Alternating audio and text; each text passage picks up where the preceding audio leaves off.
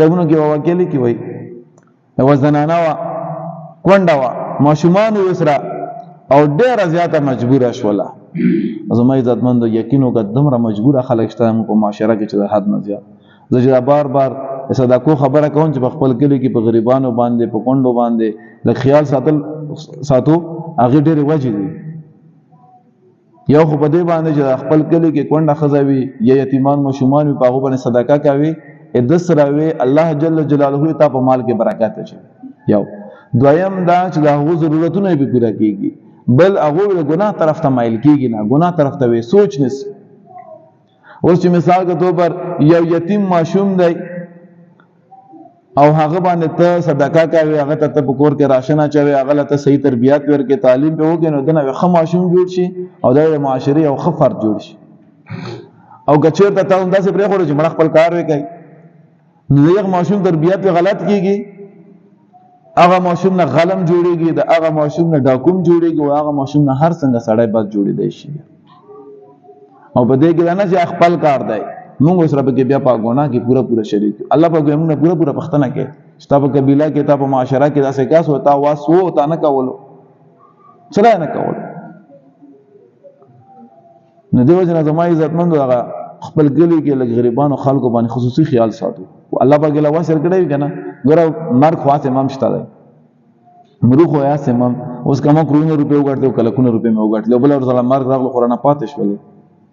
او اصل مال هغه مال دی چې ته په خپل ژوند باندې صدقه کی هغه زنانه کیسه مې تا کوله چې زنانه کونډه وا یتیمان ماشومان دي وسرا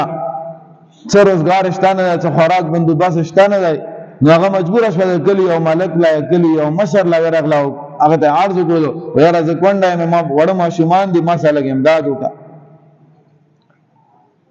هغه سړی ته غلطه مطالبه وکړه وځي ته مدد کوم څومره راشن دی لګيږي راشن تیار کوم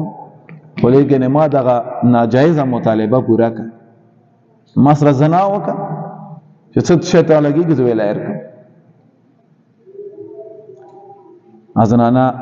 خپه شوله پښیمانه شوله او لاړله واپس کورله خو کور کې وړ ماشومان دي جاړي خوراک غواړي زنانه مجبوره کېږي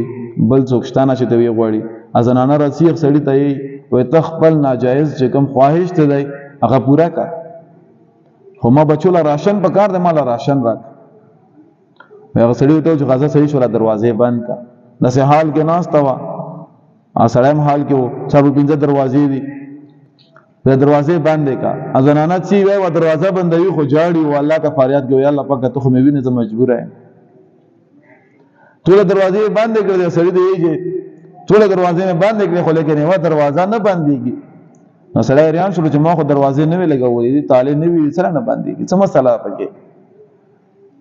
نو ازنانه ته عرض کوي وای هغه دروازې چې کومه مخلوق ما ته قتل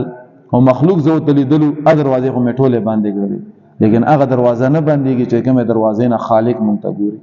هغه دروازه نه بندېږي چې کوم نه الله ما او تابیني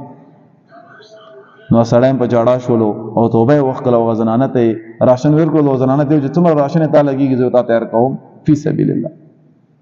نو ګوره زما عزتمنو دی الله خوف او یاره مونږ په زړه کې نشته